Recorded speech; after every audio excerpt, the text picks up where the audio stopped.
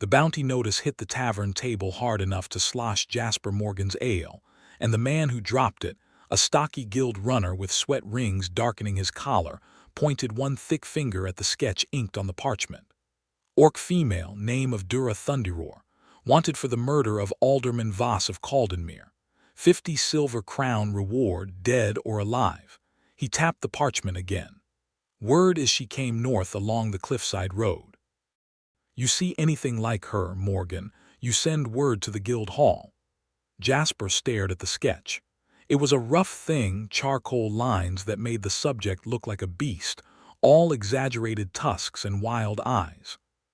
He had been sitting with his ale in the common room of the Anchor and Spar, the only tavern in the clifftop settlement of Greywatch, for precisely the reason that he wanted absolutely nothing to do with guild business anymore. He had given 6 years of his life to the Thornwall Company, marched in their columns, bled for their contracts, buried men he called friends in fields whose names he could not always remember.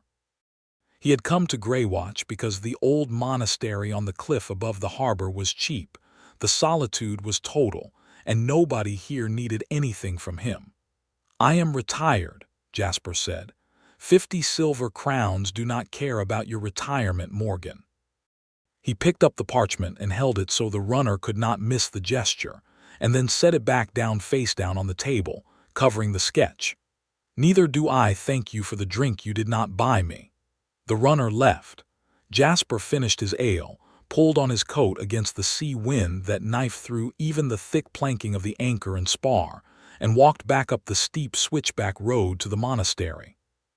The monastery had been called Calder's Rest once, built by some forgotten coastal order that had abandoned it 200 years ago when the cliffs began to shift.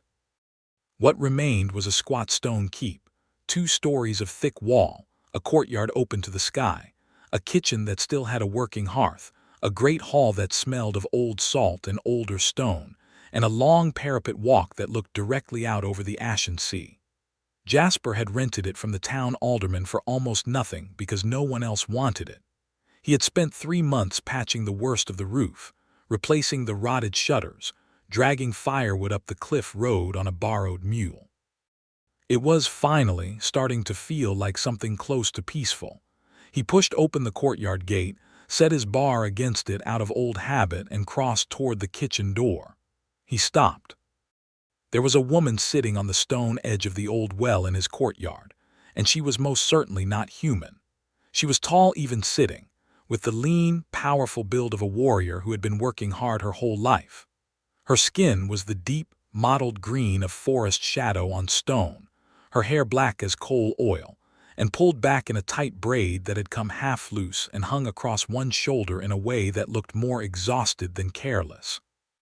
Her tusks were small for an orc, 2 ivory curves at the corners of a full-lipped mouth, and her eyes, fixed on him the moment he stepped through the gate, were a startling amber gold, steady and absolutely unafraid. She wore fitted warrior's leathers, a sleeveless, close-cut vest of dark oiled hide laced across the front with cord, snug at her waist and shaped to her strong frame, and riding trews of the same dark leather tucked into tall boots that were cracked and caked with dried trail mud. Her arms were bare from the shoulder down and roped with lean muscle. On the flagstones beside her feet lay a pack that had clearly been opened and rummaged through by someone who was not her, and the contents were half spilled across the courtyard stones. She looked at him with the cool, measuring patience of a woman who had calculated exactly how dangerous he was likely to be and had already decided she could handle it. "You are Morgan," she said. It was not a question. Her voice was low and a little rough-edged, the consonants of common speak given an orc cadence that turned them into something more deliberate. "The former Thornwall man." "Who told you that?" Jasper said, not moving. "The woman at the grain store in the lower settlement. She said a former soldier rents the old monastery alone. She seemed to think this was very sad." A pause. The amber eyes moved across him briefly, evaluating. "You have a clean hearth and a gate that locks." "I need both for one night." Jasper looked at the spilled pack. "And the man who went through your things, where is he?" "Face down in the alley below the cliff road," she said without inflection. "He was breathing when I left him." Jasper exhaled slowly. He thought about the bounty notice, about 50 silver crowns, about the guild runner's pointing finger. He thought about Alderman Voss, whom he had never met and cared nothing for. He looked at the woman on the well, the careful stillness of her, the exhaustion she was working hard not to show, the way her jaw was set like she would rather fall off the cliff than ask for something twice. "There is a fire in the kitchen," he said, "and a pot of bean soup that will not kill you." Something shifted in her expression, so small he almost missed it. "I have coin," she said. "I did not ask." He went to the kitchen. After a moment he heard her footsteps cross the flagstones behind him. She ate in silence, and she ate a great deal, which told him more about her last few days than anything she might have said. He refilled her bowl twice without comment. He ate his own portion across the rough kitchen table and pretended to read an old shipping ledger he had found in the monastery's back room, which meant he was not looking at her, which meant she could eat without being watched, which she seemed to appreciate because her shoulders, degree by degree, came down from somewhere near her ears. When the bowl was empty the second time and she finally set down the spoon, she said, "You do not ask questions." "I have found," Jasper said, still looking at the ledger, "that answers come in their own time if you stop demanding them." Silence. The fire snapped. "The alderman is dead," she said. "I did not kill him. He was already dead when they brought the guild runners to my door." She paused. "I had reason to be angry with him. He had taken payment from my clan for passage rights through Caldenmere for 3 years, and then sold those same passage rights to a rival clan and kept both payments. I went to demand the refund in front of the town council, a council where I had no standing." Her voice did not change, but Jasper saw her hands flatten on the table, a deliberate stillness. "He was found with his throat cut the morning after I left the council chamber. The guild decided I was convenient. And the actual killer, someone who benefited from Voss being dead and from an orc being blamed for it." She looked at him steadily. Orcs rarely get the benefit of witnesses. That was true. Jasper had seen it enough times in the war and in the years since. He set the ledger down. "What is your name?" "Dura Thunderroar." She said it the way orcs always said a name, without apology and without softening it for human ears. "Jasper Morgan." He pushed back from the table. "You can have the room at the top of the east stair. There is a bolt on the inside. In the morning, if you want to stay longer than one night, we can discuss terms." She looked at him for a long moment. "Why?" she said, not suspicious exactly. More like a woman who had been given so few clean answers that she needed to make sure she was not misreading one. "Because the guild runner who brought me that bounty notice today was smug about it," Jasper said. "And I have never once in my life done anything to benefit a smug guild runner." He took his own bowl to the wash basin. "Good night, Dura." Another silence, shorter this time. "Good night, Morgan." He heard her boots on the east stair for a long time after he had put out the kitchen lamp. He did not sleep well. Not because he was afraid of her. That would have been insulting to both of them. But because his mind kept circling the way she had said, "I did not kill him," flat and direct, and without the particular quality of someone who is trying too hard to convince. He had interrogated enough men in the war to know the difference, and that was not it. He also kept circling the empty bowl and the way she had eaten, and the mud on her boots, and the spilled pack in his courtyard, and the bruise along her left jaw that she had angled away from the firelight but not quite hidden. In the morning he woke before dawn, as he always did, and went to the parapet walk. She was already there. She was standing at the seaward edge of the parapet with her arms loose at her sides and her face tilted slightly into the cold salt wind coming off the ashen sea, and the first pale light of the morning was coming up across the water and turning the waves the color of pewter and rose. Her braid hung over her shoulder again. She had not heard him, or if she had, she did not show it. Jasper stood back near the doorway to the parapet stairs and looked out over the same water, and they stayed like that, both of them, for several minutes, not speaking. Below the cliff, the harbor of Greywatch was waking up, a fisherman's bell. the creak of a mooring line, a gull crying. "I keep expecting to see the coast of my homeland from a cliff," she said without turning. "I never do, it is too far." "Where is your homeland?" "Southeast, deep inland from the Ember Marches." She did turn then, and the morning light caught her fully, the strong line of her jaw, the amber eyes a little tired, the faint bruise along her cheekbone. "I have not been back in 4 years. Clan business, clan survival." A brief pause. "My clan is small. Voss was our arrangement for northern trade. Without it we have nothing to replace it with before winter." She looked at him directly. "The passage rights were real. The contract was valid. If I can prove Voss was already selling to my enemies before I arrived in Caldenmere, I can invalidate his counterclaim and recover the payment from his estate. But his records are in the alderman's archive, and the archive is guarded by men who want me in irons." Jasper considered this. "How long have you been running?" 11 days. "And before you knocked out whoever was in my courtyard, when did you last sleep?" The look she gave him was so flatly unimpressed that he almost smiled. "I did not knock him out. I hit him precisely enough that he fell down and stayed there." She pushed off the parapet wall and crossed toward the door where he was standing. She stopped when she was perhaps 2 steps from him, which put her at exactly his height. He was taller than most men, and she met his eyes level. "You mentioned terms." "I did." "Name them." He thought for a moment. The sea wind moved between them. "You stay here, in the east room which has a bolt. You eat what I cook. You help with what needs doing around the keep. There is a lot of it, because I am one man and the roof over the west wing still needs work before the winter rains come.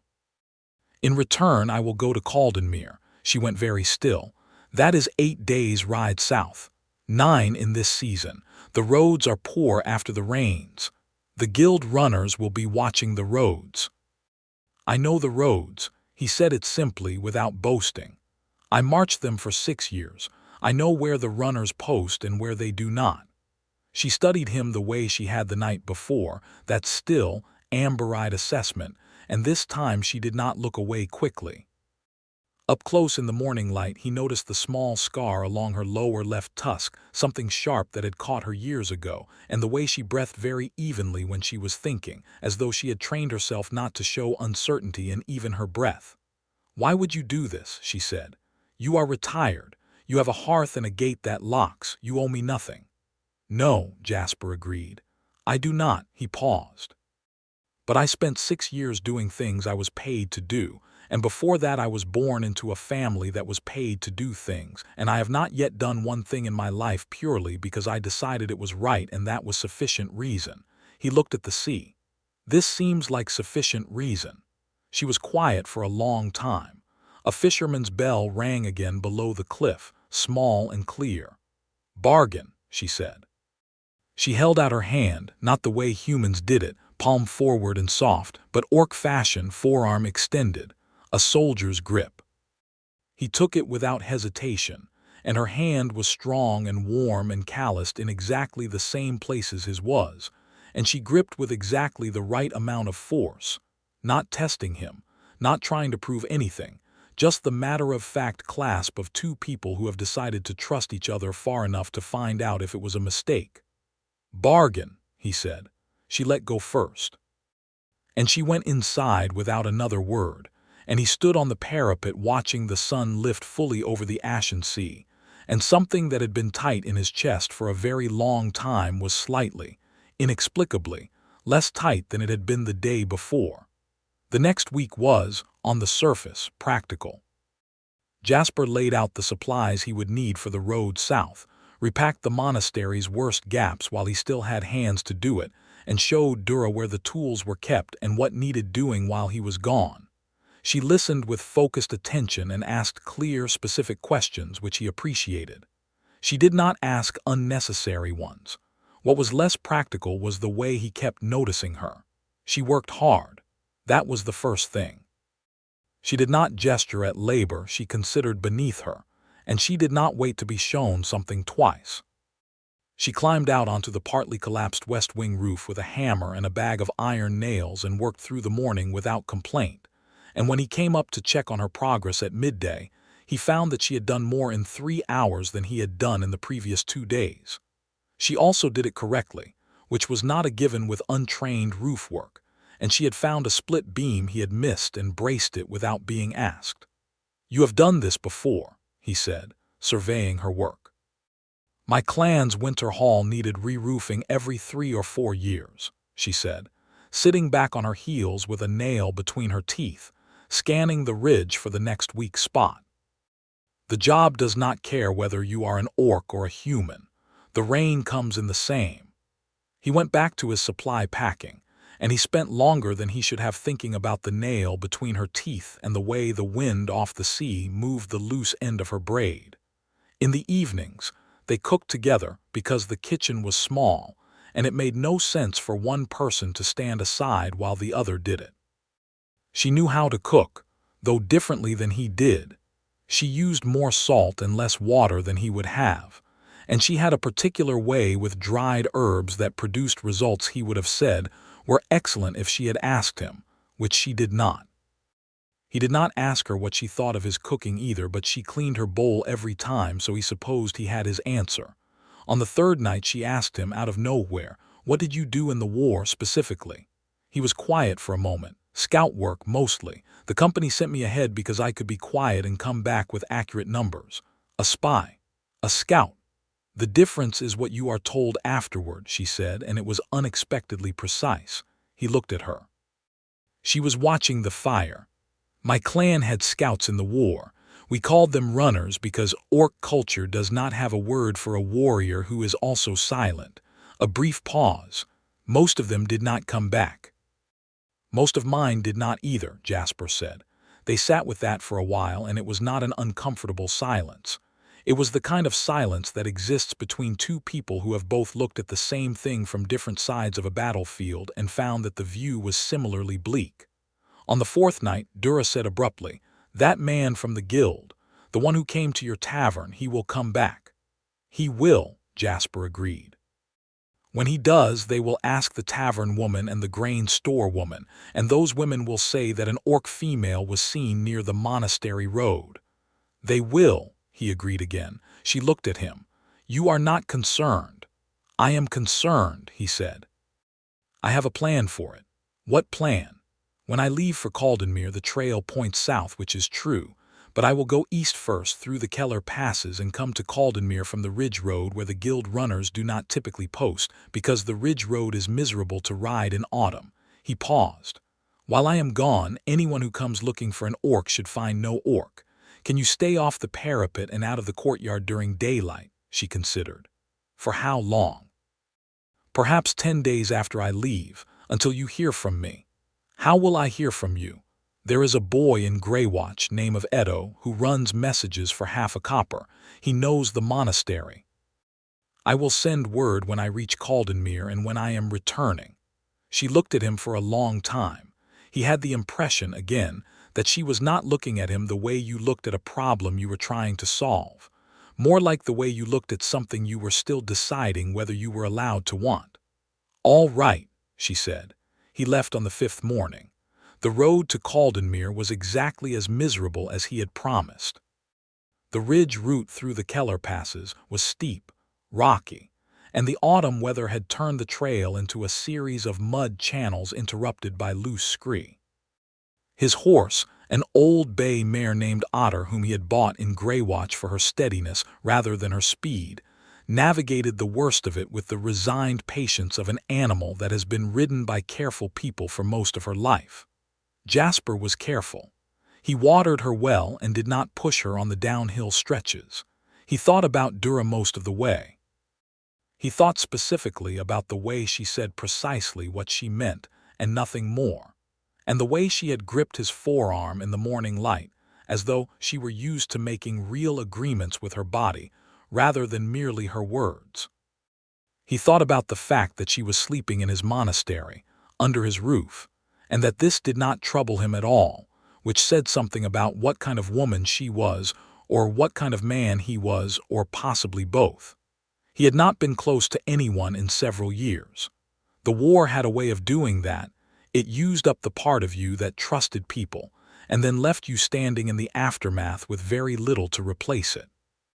He had come to Greywatch to be alone, and for a while being alone had felt like relief. Lately, it had started to feel like something else, something he had not given a name to because naming it would require admitting it was there. He stopped thinking about her when he hit the outskirts of Caldenmere, because Caldenmere required all of his attention. Alderman Voss's archive was held in the Civic Hall, a heavy stone building in the center of the market square that had 2 guild wardens at the door. Jasper spent a day watching the building from the inn across the square, nursing a series of ales he did not much want, noting the shift changes. The wardens changed at noon and at the 8th hour of the evening. The noon change had a gap of about 4 minutes, where neither pair of men was fully in position. The evening change was tighter, but the eastern side door near the hall's loading dock was managed by a single porter who left his post at irregular intervals to use the privy in the alley. On the second evening, Jasper went through the eastern side door. He had picked locks before in the war, and the archive room's lock was old, a simple warded mechanism that took him less than a minute with the slim iron picks he kept in the stitching of his boot. The archive itself was organized with the particular chaos of a man who believed himself the only one who would ever need to read his own records. Jasper went through the filing boxes methodically by date, starting from 3 years back, and found within the hour what he was looking for. 2 separate contracts for the same Northern Passage rights, one signed with an Orc clan seal he could not read, but that matched the description Dura had given him, and one signed 4 months later with a different clan's mark. The payment recorded in both cases as received and deposited into the alderman's private account rather than the civic fund. There was also a letter, 3 months old, from the second clan's factor, which was even more useful than the contracts because it was addressed to Voss directly and referenced the arrangement in terms that made clear Voss had approached them, while the first contract was still active. He copied every relevant document by hand into a small journal he kept in his coat, working by the thin light of a shuttered lantern, and then he replaced everything exactly as he had found it, locked the room behind him, and left through the loading dock. He sent Eto's message from a rider post 2 days north of Caldenmere on his way back up the Ridge Road. Coming. 8 days. Bring the fire up. Dura met him at the monastery gate. She had clearly heard Otter's hooves on the cliff road before he was anywhere near the gate, because she was standing in the courtyard with the gate already open when he rode through, and the fire in the kitchen was burning and there was food on. She did not say anything while he unsaddled Otter and put her in the small linta that served as a stable, but she was there, and her being there had a quality he could not immediately name, something that went past simple practical presence into something quieter and more deliberate. "You got back safely," she said finally. "I said I would." He pulled the journal from his coat and held it out to her. "I need you to read these and confirm I copied them correctly." She took the journal.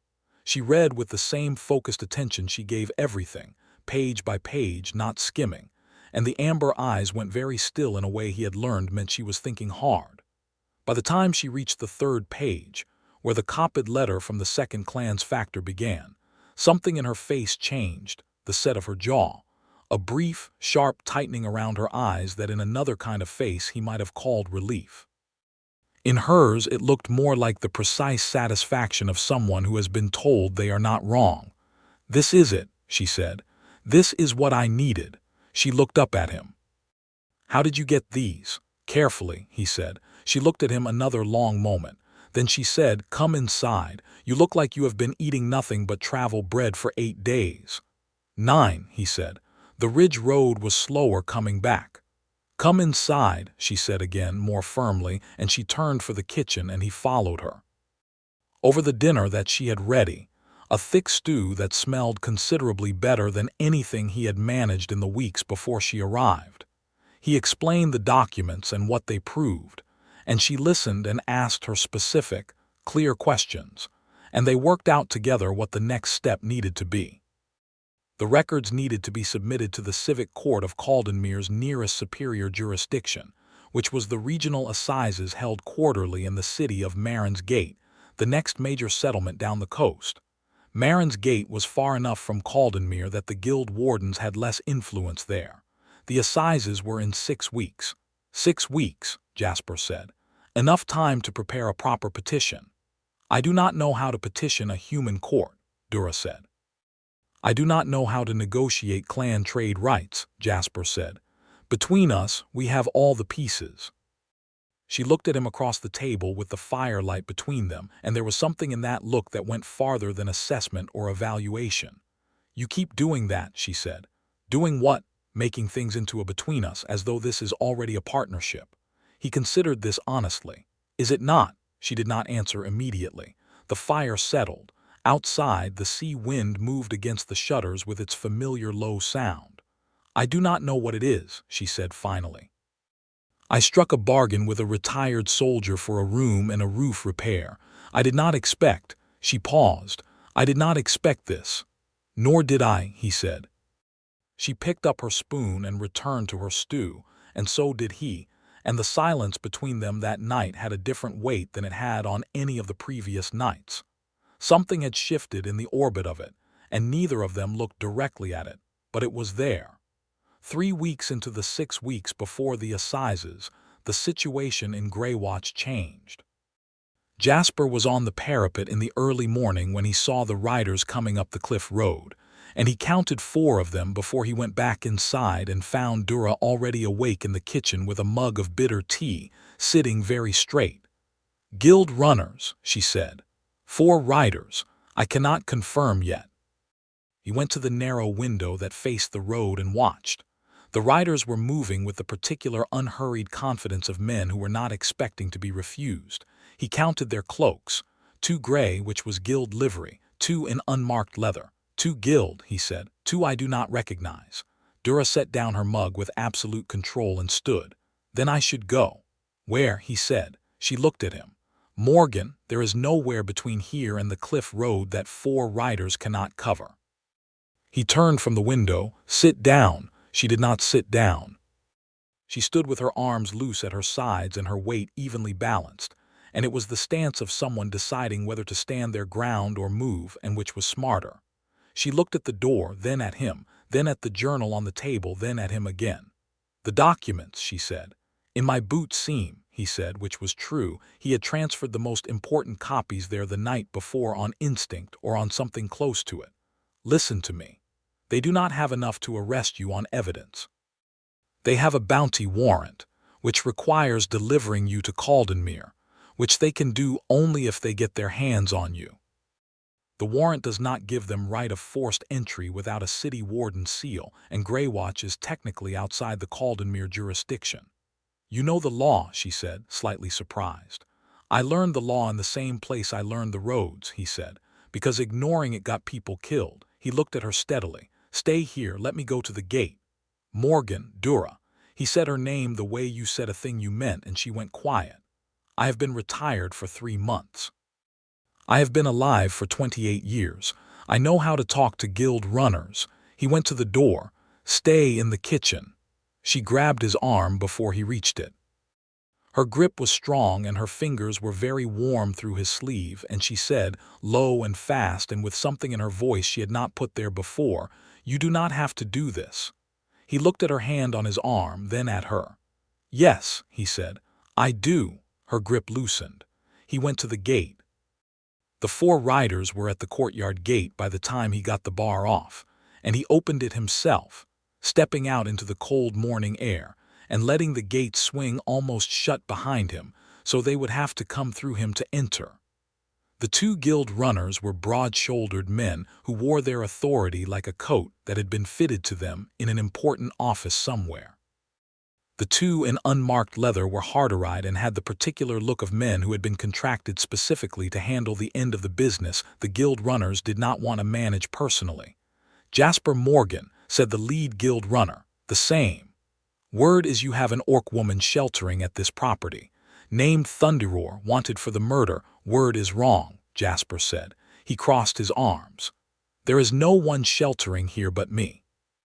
We have a right to search the property under the terms of the Caldenmere warrant.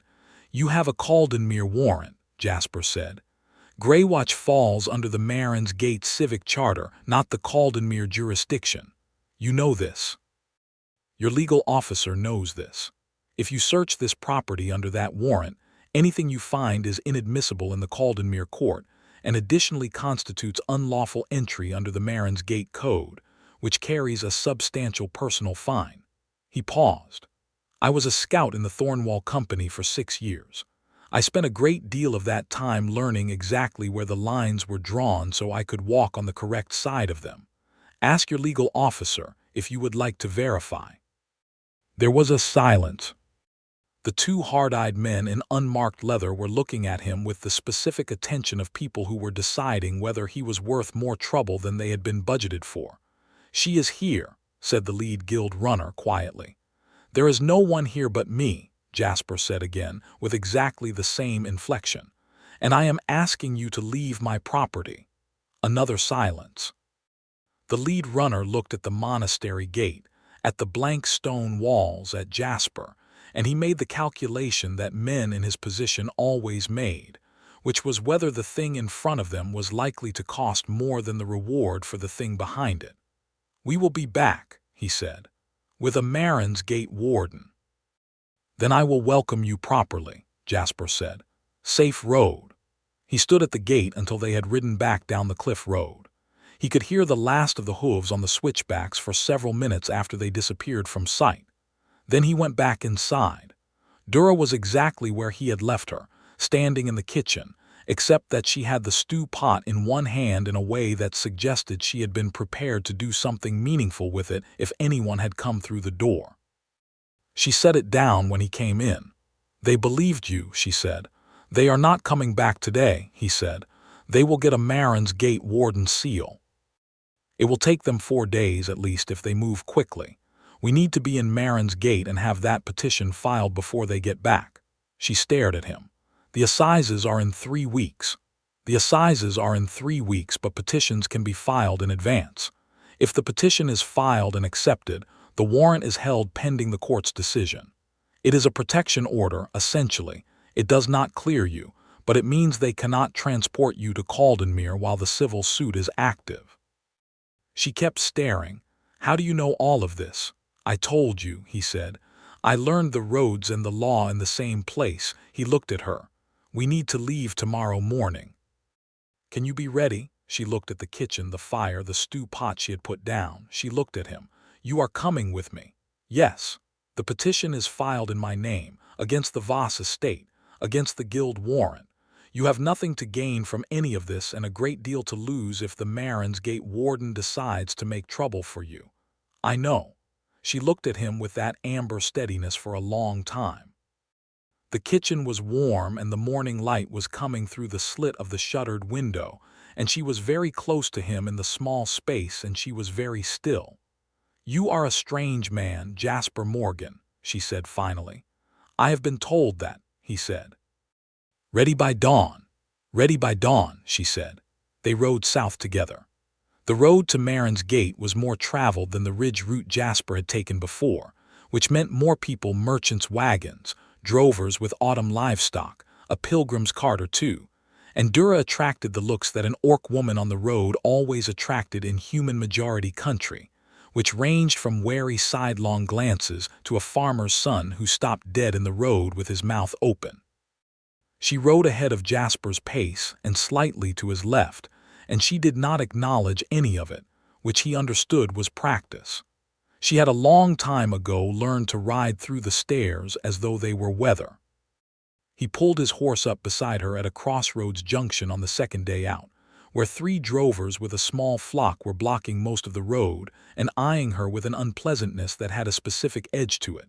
And he said, easily, conversationally, loudly enough for the drovers to hear, "The road past Kellarn's farm is muddy up to the hock from last week's rains, if you are taking the flock that way."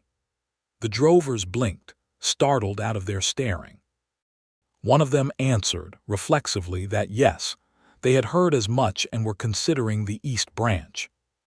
And just like that, They were drovers and travelers talking about the road instead of drovers and a pair of strangers in a charged silence, and the flock moved and the road cleared and Jasper and Dura went through it.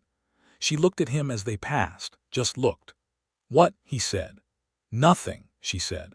But she stayed riding at his left, close enough that their horses were almost shoulder to shoulder for the rest of that day.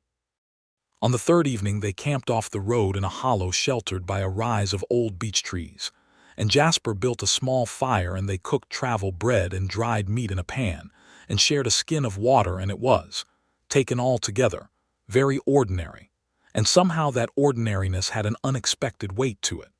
He had not camped with anyone else in 3 years.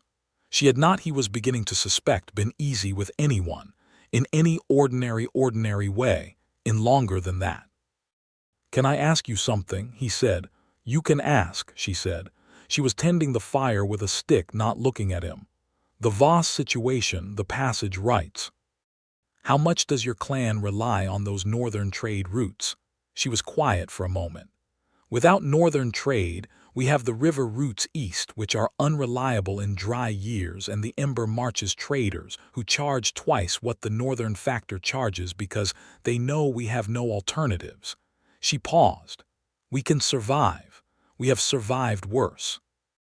But 2 of our elder families have been talking about breaking from the clan and moving north to join a larger clan in the high territories, and if they go, others will follow, and by spring—" She trailed off, poked the fire again. "It is not just about the coin. It is about the clan surviving as itself," he said. She looked at him then. "Yes," she said, "exactly that." He thought about the war, about units that had fractured not because of battle but because the thing that held them together had been taken away, a commander they trusted, a purpose they believed in, a home they were promised they would get back to. He thought about how much smaller that kind of loss could feel from the outside and how enormous it was from the inside. "You will get it back," he said, not cheerfully, not as a comfort, as a plain statement of fact. She held his gaze for a moment, then, "You said that as though you know it." "I said it as though I intend to make it true," he said. "There is a difference." She looked at him for another moment in the firelight, and then she looked back at the fire, and the line of her mouth did something he had not seen it do before, which was soften. Just slightly. Enough that he noticed. He looked at his bread and did not say anything else. They reached Marin's Gate on the 5th day. It was a coastal city larger than Greywatch by a factor of 10, with a proper harbor and a market quarter and a civic hall that was 3 stories of fitted stone with a flag above the door. There were orcs in Marin's Gate.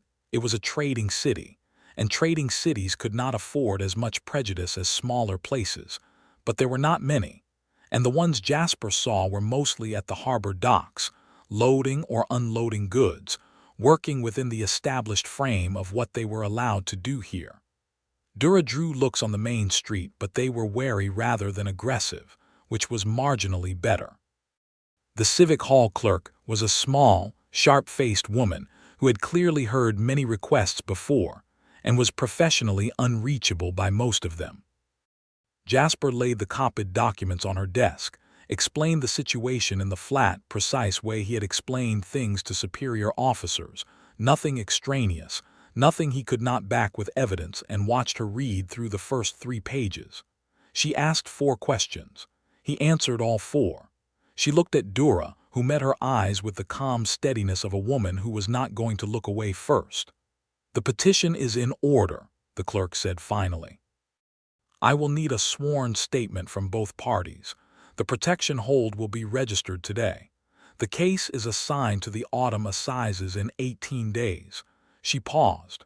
"The guild warrant is stayed pending the ruling." Outside the civic hall, on the broad stone steps above the market square, Jasper exhaled for what felt like the first time in 5 days.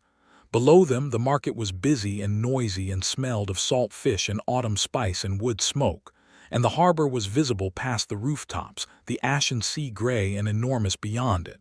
Dura stood beside him and looked at the sea. "It is done," she said. "For now." "For now," he agreed. She turned her head and looked at him, and she was very close. They had stopped on the same step, and the steps were not very wide, and her eyes in the daylight with the sea behind them were extraordinary, the amber lit from within by something that was not quite relief and not quite happiness but might have been the beginning of both. "Jasper," she said. It was the first time she had used his first name. He felt it the same way you felt a change in the wind, sudden and complete. "Yes," he said carefully.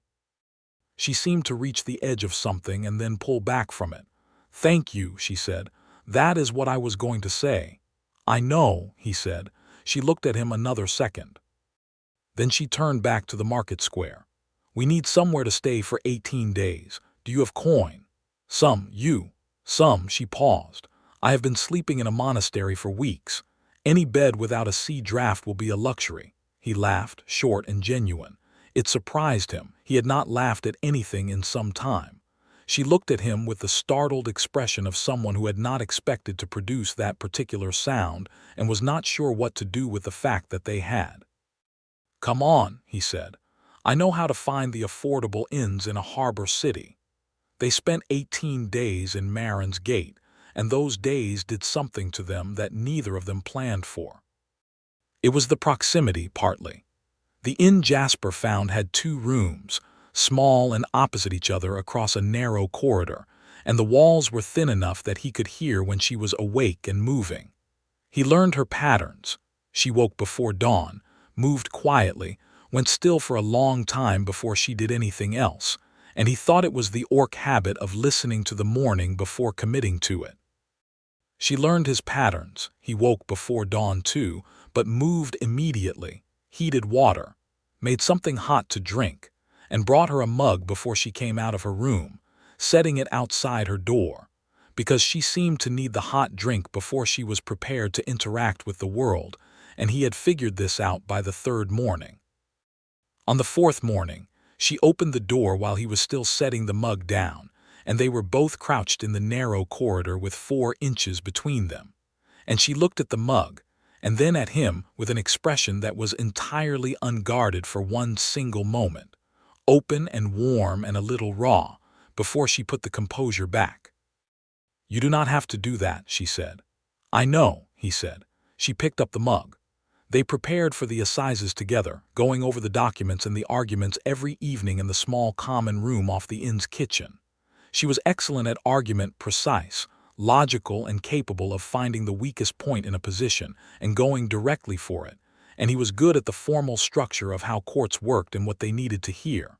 Between them, they built something that was quite solid. He began to understand her in those evenings. Not all of her, she was a complicated person who had lived a complicated life, but the shape of her, the outlines. She was funny, unexpectedly, in the dry way of someone who found human absurdity genuinely amusing.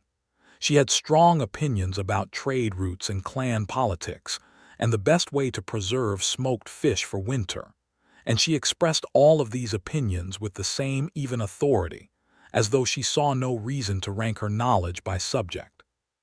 She was deeply loyal to her clan in a way that was not nostalgic but practical. She talked about the elder families and the young hunters and the winter hall with the attention of someone who had specific people in mind, not an abstraction. She was also, very clearly, lonely. He did not say this, but he recognized it because he was lonely too, had been for years, and in the particular way of people who have been alone long enough that they have stopped noticing it most of the time and only feel it at odd moments, like an ache in an old injury when the weather changes. One evening, 11 days into the stay, she said, not looking up from the documents in orc culture, there is a period before a formal bond is declared. It is called the proving time. Both people in it know it is happening, but it is not spoken of directly. Actions speak. Presence speaks.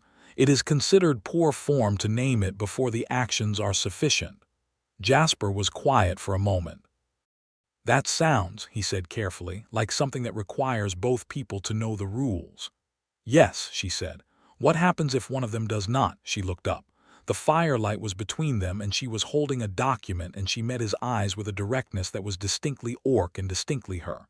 "Then it is that person's responsibility to learn them," she said. He held her gaze. "Or," he said, "they could simply be told." Her jaw shifted slightly. "Orcs do not do that." "I am not an orc," he said, a pause long and charged. "No," she said, "you are not." She looked back at the documents. "Perhaps there should be a middle way." "Perhaps," he agreed. They returned to the documents, but the air in the common room had changed in the way that air changed when something was admitted without quite being said, and both of them knew it, and neither of them pretended otherwise. The night before the assizes, Dura knocked on his door. He opened it. She was standing in the corridor in the quiet way she stood when she was deciding something, and she looked at him for a moment without speaking. "I am not good at this," she said. "At what?" She stopped. Tried again. "My people are direct about most things. But about this particular thing, the orc custom is to be indirect, and the human custom seems to also be indirect, and I find I have no patience for either of them right now, and a great deal of." She stopped again. Her jaw was set in the way it got when she was committing to something. "I think about you a great deal," she said, "more than is convenient for someone trying to prepare for a court appearance." He looked at her. Her face was very honest in the lamplight. "I think about you too," he said. Considerably more than is wise for someone who was trying to retire peacefully. Something in her face changed, a softening, subtle but real. "Good," she said. And then, because she was Dura and she did not do things the way anyone else did, she reached out and put one hand against his jaw, warm and very careful, as though she were handling something she did not want to break, and she kissed him. It was not tentative. She had decided to do it, and she did it, the way she did everything, with complete commitment, and it lasted long enough and was warm enough and real enough that when she pulled back he felt the absence of it immediately, a cold and specific loss. "Or courting," she said very quietly. "When you have decided, you act. Human courting is different," he said. She pulled her hand back from his face. "So I understand. I have never," she paused. "I have never been entirely sure how it works. The declarations and the flowers and the—" She made a small, precise gesture that managed to convey her complete bewilderment at the conventions of human romance. "It seems very complicated." He looked at her for a moment. Then, deliberately, he stepped forward out of his doorway. Because if there was one thing he had understood in these 18 days, it was that she was done waiting, and so was he. And he took her face gently in both his hands, and he looked at her. Just looked, for a long enough moment that she had to hold very still, and he watched the amber of her eyes go uncertain and then very dark. "Human courting," he said quietly, "looks like this." And he kissed her the way he had wanted to kiss her for 11 days, slow and sure and with everything he had not been saying, and she made a sound against his mouth that was very small and very real, and her hands came up and gripped the front of his shirt as though she needed the anchor of it.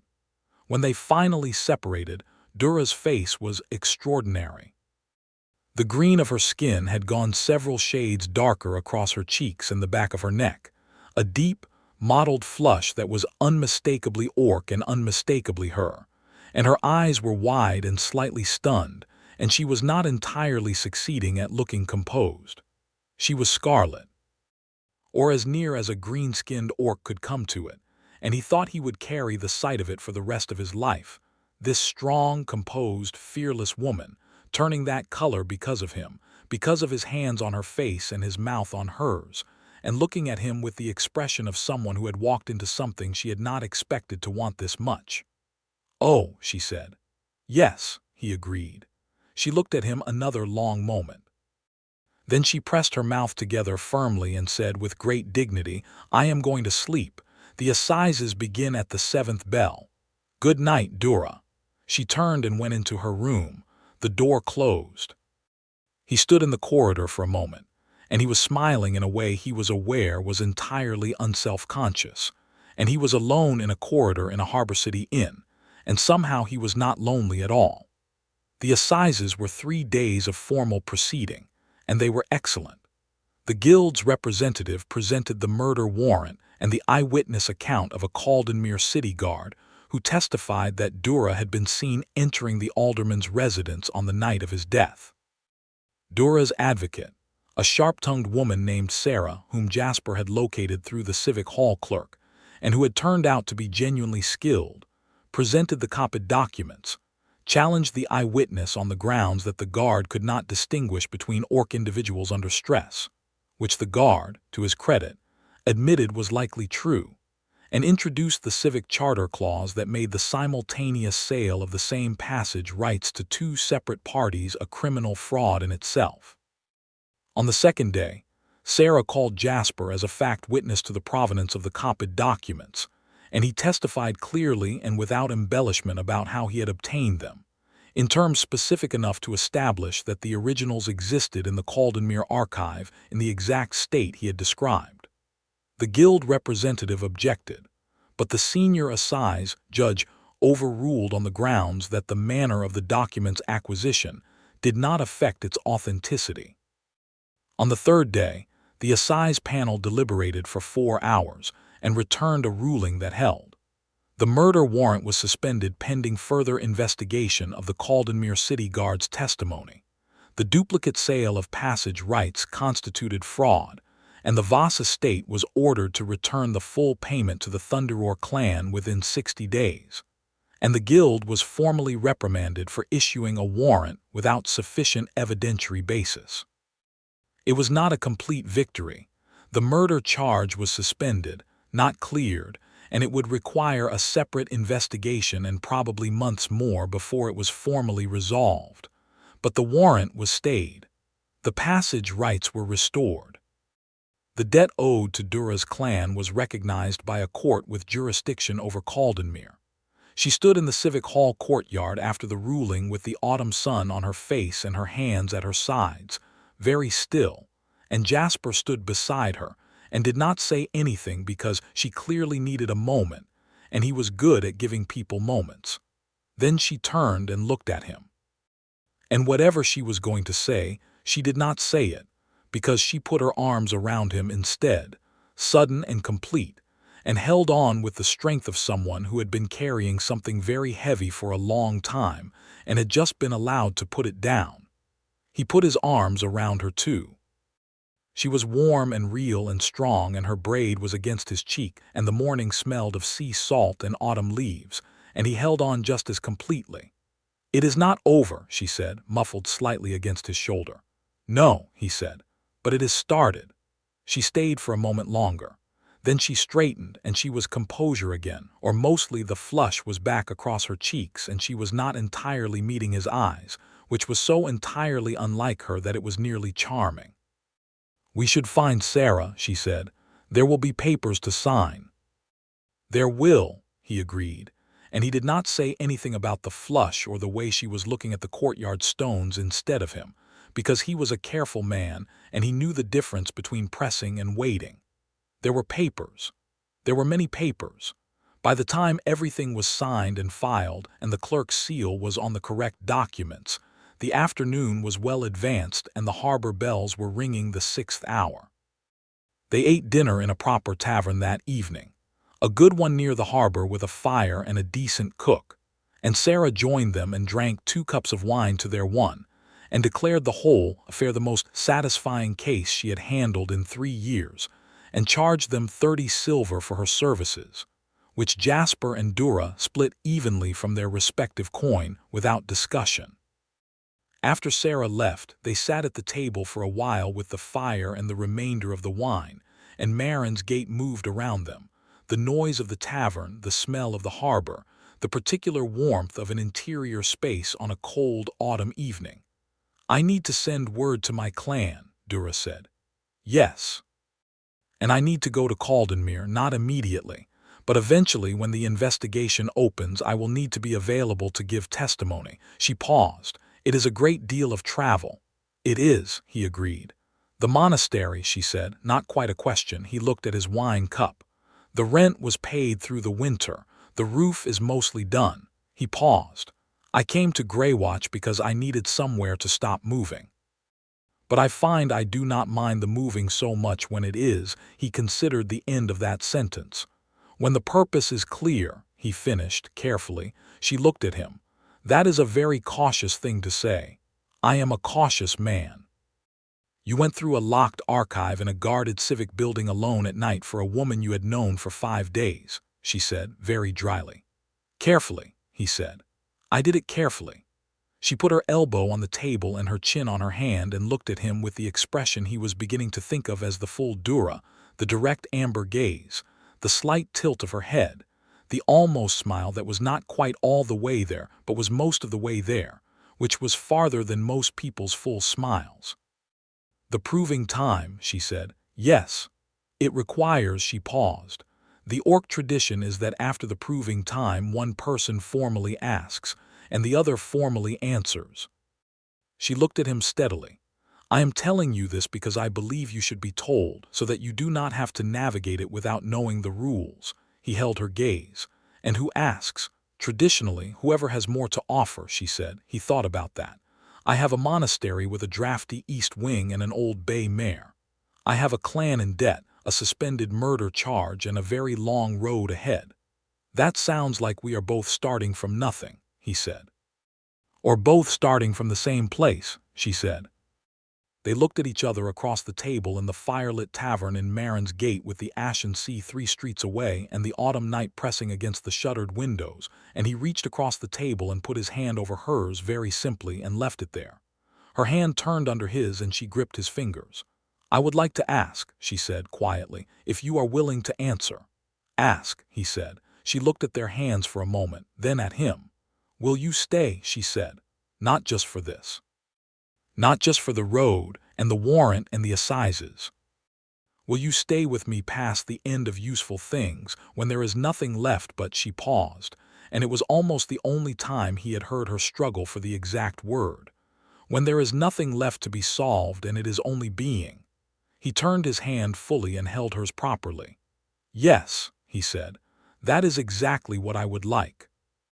Something in her face opened, fully and completely, in a way he had not seen before, not relief, not the startled warmth of the corridor kiss, but something quieter and more permanent, something that looked like the face a person made when they had been afraid of a thing for a long time and had found that the fear was unfounded.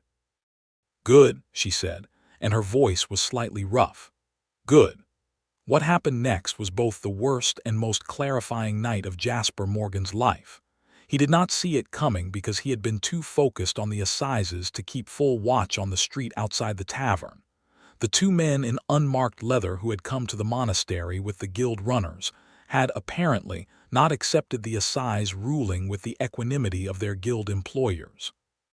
They had their own arrangement with the Caldenmere men who had benefited from the original warrant, people who very much did not want the Voss fraud investigation going any further, because the fraud had its own threads, and those threads led to the rival clan that had paid Voss, and that clan had paid more than just Voss.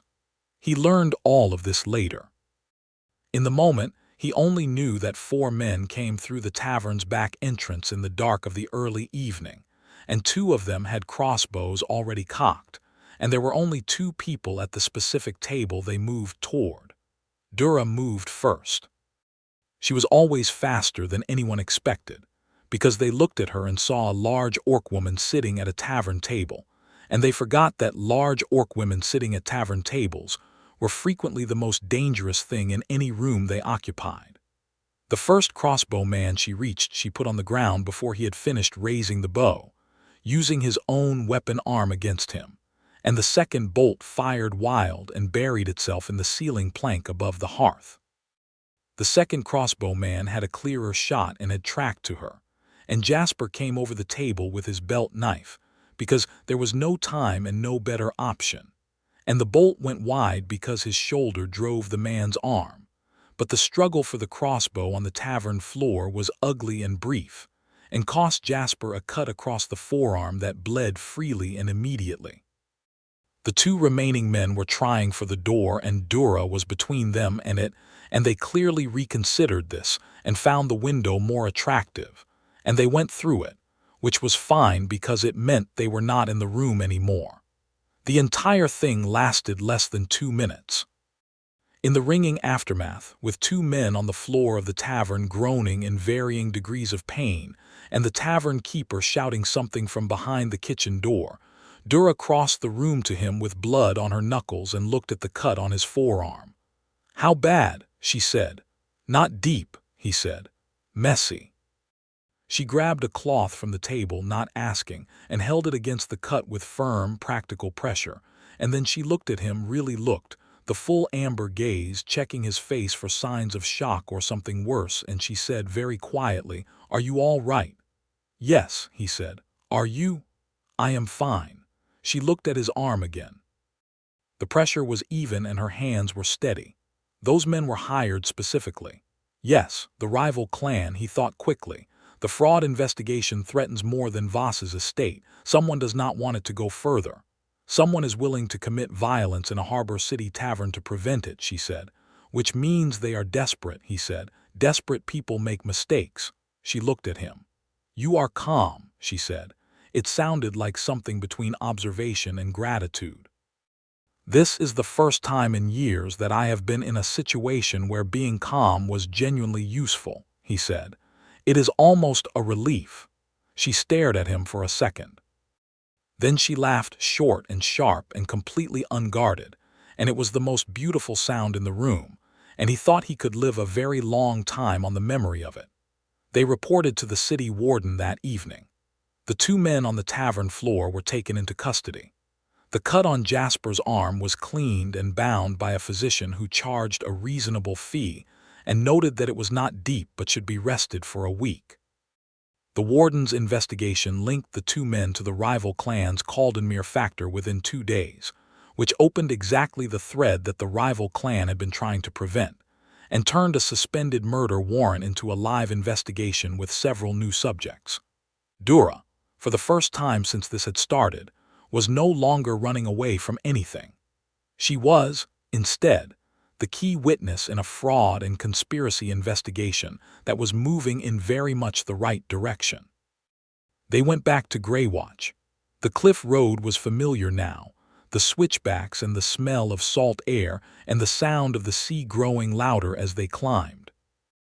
Otter picked her way up the road with the patient certainty of an animal returning home. The monastery gate was as he had left it, barred from the outside. The courtyard was as they had left it, the old well in the center, the flagstones scattered with autumn leaves. He put Otter in the lean-to and came back to find Dura standing in the courtyard looking up at the parapet, and the afternoon light was long and golden, and the sea was visible past the parapet's edge, enormous and luminous, and she was very still. "It looks different," she said, "does it? When I first saw this place, I was looking for somewhere to hide," she said. "Now I am looking at it and I am seeing," she paused. Tilted her head slightly. "A home." He stood beside her and looked at the monastery. The west wing was patched now, not perfectly but solidly. The courtyard was clean. The kitchen hearth drew well. It was a hard place, a cold place, a place that required work and gave back something quiet and real and permanent in return. "It could be," he said, "if you wanted." She turned and looked at him, and the golden light was on her face, and she was not composing herself carefully or evaluating him at a safe distance. She was just looking at him, open and certain, the way a person looked at something they had already decided about. "I want," she said. He took her hand, and they stood there in the courtyard of the old cliff monastery as the afternoon turned toward evening, and the ashen sea moved below them, enormous and indifferent and beautiful, and he was not lonely, and neither was she. The murder investigation resolved itself over the course of the following autumn and winter, not neatly, because nothing legal was ever neat, but thoroughly. The rival clan's factor was arrested and tried in Marin's Gate on fraud and conspiracy charges, and in the course of his trial, named the actual killer of Alderman Voss, a hired man who had been in the factor's employment, and who was taken into custody outside the city of Eldenmore in the month of deep winter. The murder charge against Dura was formally cleared in the second month of the new year, when the regional court issued a public notice of dismissal that Sarah, the sharp-tongued advocate, had pressed for specifically, because she understood that a quiet dismissal was not the same as a public clearing.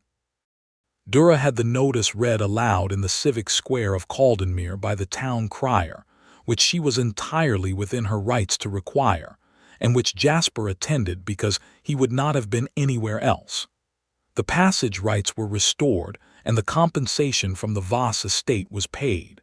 Dura's clan's elder families did not leave for the high territories. The young hunters had good winter hunting that year, and the river routes east were supplemented by the restored northern trade, and the clan came into spring with its stores full and its numbers intact. Dura communicated all of this through the message system, letters that Edo carried, letters that came back, a back and forth that was partly practical and partly not, that described the world and the work and the small daily things that people told each other when they wanted to be close to someone who was not present. She went to the Ember Marches in the dead of winter for 6 weeks to see her clan, and she came back in early spring with mud on her boots and a sealed clay jar of a fermented grain spirit that orcs drank in celebration, and that tasted, Jasper discovered, like burning followed by warmth followed by a feeling of very benevolent goodwill toward the entire world. They drank it on the parapet on a clear spring night with the stars out over the ashen sea and the harbor lights below them, and she told him about her clan, the elder families and the young hunters and the winter hall, in more detail than she had before, the way you described a place to someone you wanted them to know, someone you were planning on bringing there. He told her about the Thornwall Company, about the men he had known and the places he had been and the reason he had stopped, and she listened with the same full attention she gave everything, and she did not flinch at the parts that were hard, and she did not offer easy comfort for them either. "The man you were then," she said. "The soldier, yes. Is he so different from the man you are now?" He thought about it honestly. He was more certain, he said. He had a direction and a company and a purpose that was handed to him every morning. He did not have to decide what mattered. He paused, but he was lonelier, and he did not know it. She leaned against the parapet beside him, close enough that their arms were touching, and she looked at the sea. "I have been many things I did not know I was," she said. Lonely was one of them. "And now," he said, she turned her head and looked at him. "Now I am not," she said simply. He turned toward her, and she was already turned toward him, and the grain spirit was warm in his chest, and the spring night was cold and bright, and everything was very clear. "You are extraordinary," he said. "I want to be sure you know that I know that." She blinked. It was such a rare thing, Dura Thunderroar blinking, briefly undone by a plain statement of fact. "You say things like that," she said, very simply, as though they are obvious. "They are obvious," he said. She looked at him for a long moment, and the amber of her eyes was warm in the starlight. "Orcs do not," she started. "I know," he said. "They are direct about most things and indirect about this one. You told me." He held her gaze. "I am not indirect about this." "No," she said. "You are not." She was very close. "It is." She seemed to decide something. "I like it. I find I like it very much." He put his hand against her face the way she had put hers against his, in the corridor of the inn in Marin's Gate on the night before the assizes, careful and deliberate, and she leaned into it with a small, unguarded movement that meant more to him than almost anything. "Stay," he said. Not asking her to decide her whole life, just tonight and tomorrow and the thing that they were building. "Stay here." "I am already here," she said, and she kissed him. And it was different from the corridor kiss, slower, deeper, with the full weight of everything that had happened since, and everything they had been through together, and everything they had decided without quite saying it until now. Her hands were in his coat, her warmth against him, and the sea wind moved around them and did not touch any of it. They stayed on the parapet for a long time after that, close together against the cold, talking about small things and large things and some things that did not need words. The harbor lights moved below them. The sea was steady and enormous. The stars completed their slow arc overhead. He thought about how he had come to this cliff to be alone. He thought about a woman sitting on the edge of a courtyard well with mud on her boots, and everything she owned spread across the flagstones, looking at him with the absolute unafraid calm of someone who had run out of good options and had decided to meet what came next standing up. He thought about the bargain struck between strangers and how neither of them had expected it to become what it had. He thought that some things did not need to be explained. Some things resolved themselves into something very simple. You stopped running, and you turned around, and you found that what had been following you all along was not what you feared, but what you needed. It was summer before the east wing roof was properly finished. They worked on it together, which was considerably more efficient than Jasper working on it alone, because Dura's strength made the large beam work something one person could manage rather than two, and her eye for the way planking should lie was as good as his. They worked from the early morning until the afternoon heat made the roof too hot to kneel on, and then they came down and swam in the cove below the cliff if the tide was right, which it was about half the time, and the water was cold and clear and the cliff face above them was ancient and solid. She was magnificent in the water. Of course she was. She was magnificent at everything she committed to. She swam with the same whole-body concentration she brought to everything else, and she came out of the water onto the flat rock shelf with the sun on her green skin and her hair loose from its braid, and she looked at him with the wet amber eyes and the expression that was entirely warm and entirely present and entirely for him, and he thought he was the luckiest man in a world that had not been notably lucky to him for most of his life. "You are staring," she said. "Yes," he said. She had learned in the months since the corridor and the parapet and all the evenings in between that when he said things like that plain and without apology, it meant something specific, and she had stopped trying to redirect it or put composure over it. Instead, she let it land and he watched it land, the color moving in her face, the warmth of it. "Stop," she said, and she did not entirely mean it. "Absolutely not," he said, and meant it completely. She threw a wet handful of sea kelp at him and swam back toward the open water, and he followed her, and the cove echoed with two voices, her sharp, brief laugh and his own, lower and less frequent but entirely real, and the afternoon light was gold on the water and it was a very good day. The formal orc proving time, as she explained it to him one autumn evening almost exactly a year after she had first sat on the courtyard well, had three stages.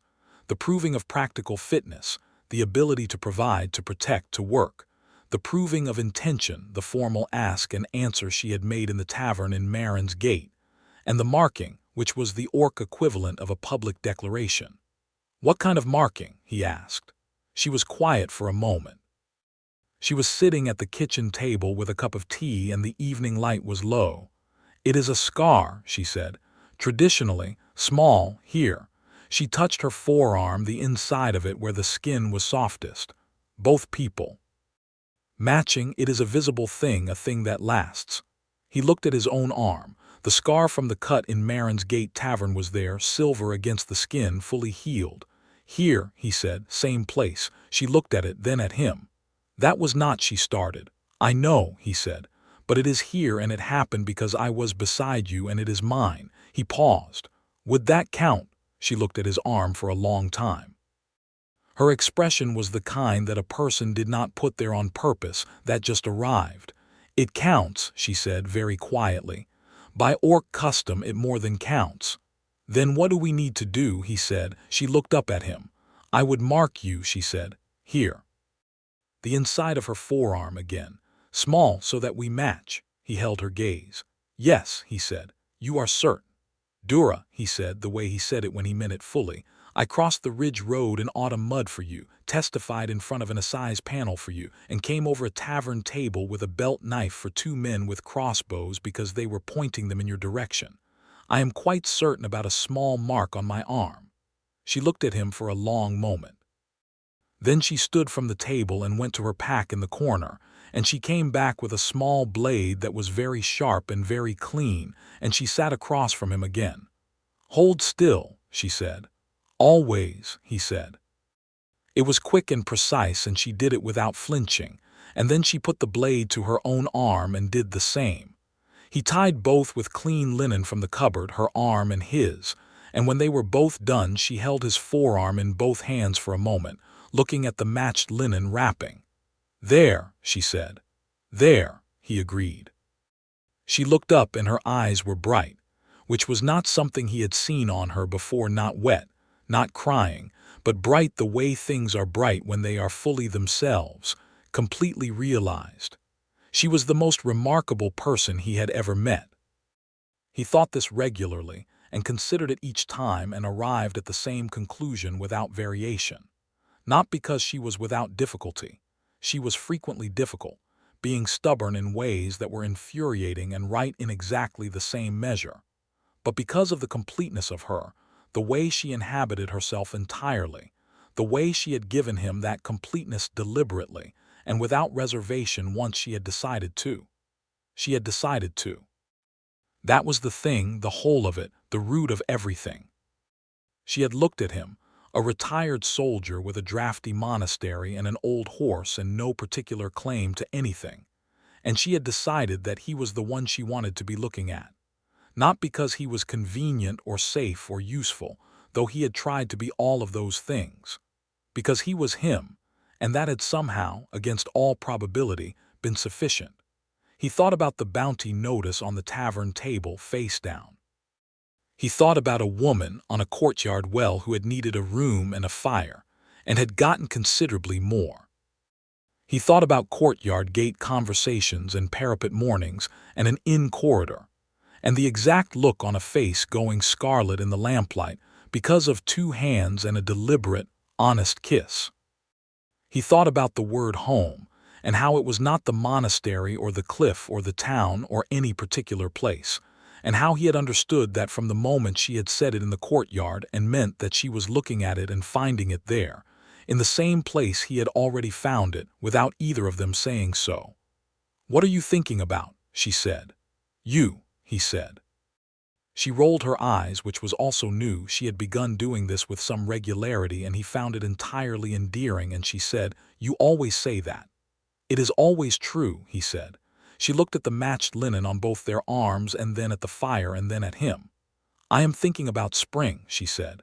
"My clan sent word. There is a trade fair in the Ember Marches in the new year. I should be there." She paused. "I would like you to come." He thought about the road south and east, through country he did not know, and about the Ember Marches clan, the elder families and the young hunters and the winter hall she had described across many evenings, and about what it meant that she wanted him there. "Yes," he said, "I would like that." "The road is long," she said, "and the marches are not easy country." "I will manage," he said. "I know," she said, not dismissively but with a certainty that was its own particular warmth. She knew he would manage because she had watched him manage, and she had decided that this was one of the things about him that she valued, and she had told him so in the oblique orc way and the direct orc way and the way where she just said it plainly, because she had decided that the middle way suited her better than either tradition. Outside, the ashen sea moved in the dark. Below the cliff, a harbor bell rang the hour. The monastery was warm and the fire was banked and the east wing was fully sealed against the winter rain. He was not lonely. He had not been lonely for almost a year now, and he thought he would not be again, because she was there and she was choosing to be there and she intended to go on choosing it, and she was not a person who made choices she did not mean. He reached across the table and put his hand over hers. She turned hers and gripped his fingers, the way she had in the tavern in Marin's Gate, the evening after the assizes, the evening she had asked and he had answered and everything had been decided. "Good," she had said then. "Good." He looked at their hands on the table, the matched linen on their forearms, the fire between them, the sea beyond the shutters, the whole of a life that was neither of them had entirely expected and both of them had needed, and he thought, "Good." He did not say it aloud. He did not need to. She was looking at him with the amber eyes that missed nothing, and she knew exactly what he was thinking, and the corner of her mouth lifted into the almost smile that was warmer than most people's full ones, and she tightened her hand on his. The fire settled. The sea moved. The monastery stood on its cliff above the harbor, solid and salt-weathered and fully itself, as it had stood for 200 years, and as it would stand for 200 more. And in the warm kitchen at the center of it, 2 people who had started as strangers and a bargain sat together at the end of an ordinary evening that was, in every way that mattered, exactly enough.